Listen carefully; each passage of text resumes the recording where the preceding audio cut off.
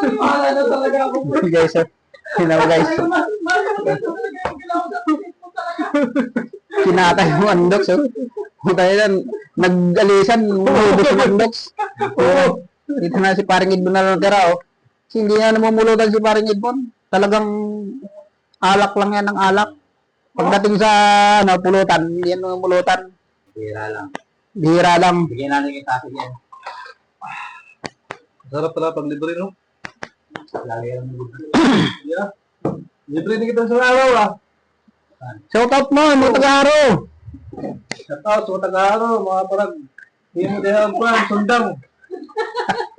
Hinihinila ka mo kay paano ka, kung ano na, pore, mga buhay. Putang ina, katatapos ko lang, ah. Kirilit yun. Dahil ba may lagyan? Malaki pa dyan mo eh. Tumatawag sa'yo. Joseph? Wala si Joseph. Doon, Ano pa siguro yung may-ari dito? Pinag-isip ako ano sabihin ko para nabuhay. Sabi ko, wala kasi ano ngayon, pre. Wala kasi yung kulangan sa tao ngayon. Wala tao dito kasi nakasali sa 15th floor. Wala kasi. Kaya ano, linisin mo na lang. Tumaran ako para mabawi-bawi mo nung sinabi ko. Hindi mo, ano yun, nag-restart yun eh. Hindi niya puntahan yun. Tinanggal mo kasi namin, kaya nagkulang kami ngayon. Sabi ko, sabi na ano. pag makaawa ka dun sa exit. Kasi, pag makaawa ka dun sa exit, pag umuwi ka mamaya, diretso daan ka dun sa exit, makaawa ka dun kay Lia. Malay mo makapasok ka dito. Siyempre, pababayin mo yung moral mo. Dapat nung una pa. Diba? Dapat nung una pa, kung gustuhin. Hindi. Ang ibig sabihin, hindi mo talaga gusto. Saka ka na nagbigay ng apologize nung ngayong last year natin. Hindi. Kasi, kaya ako nagbigay ng, ano sa'yo, ng Hindi na tao niya, no? suggestion. Kasi, alam mo kung bakit. Ni Vilma. Nadinig ko yung mga kwento mo ngayon. Ngayon ko lang nadinig. Si ano? Na hindi mo, kailangan magtagal na walang trabaho. Kasi yung budget mo, gano'n. Diba? Hirap sila, no? Kaya binigyan kita ng suggest na pababayin mo ang moral mo, punta ka kay Lia, halikan mo yung kanyang mga kapadapa. Kalimutan ko lang. Ganon. Ano ba? Di mayoga? Di mayoga pala. Wala na sila doon. Mayoga.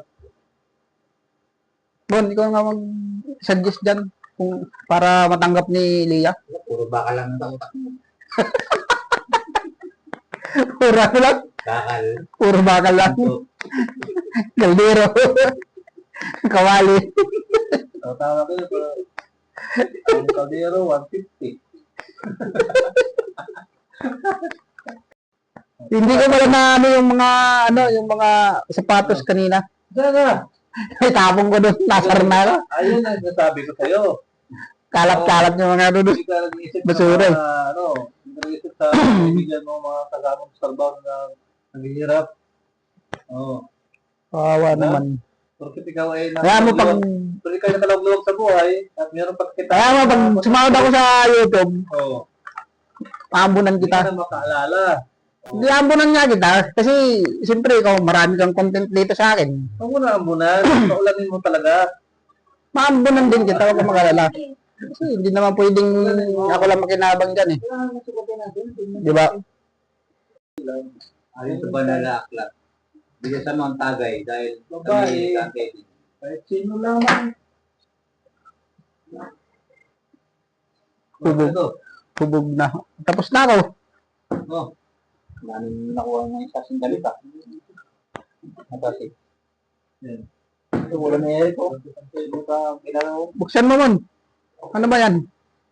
Palaya para sa'yo. O yan, buksan mo yan. Ito na siya. Ha? Yan. Anis na. Ay, putra kapira mo yun. Shout out dyan, Analin. Mga taga, mga pulburon boys. Anin? Talaga. Parang nagkakapi lang. Isang antok eh. Ngayon yun ako niyaya kung kailan ano. Ang bagal mo. Tingnan mo yung andok. Tulungan mo daw yung ano nyo. Next Kaya pa eh. Kasali sa simbolo na. Sabi ni Sir Janle, inano ko si Annalyn. Hindi ka nga daw niya makontak, hayop ako. Tingnan mo yung andok so. Kinatay na. Ang bagal mo. Amaro, hayop. Dapat, O, tinamahan ka? pagpulutanin mo yan. O, tik na yan.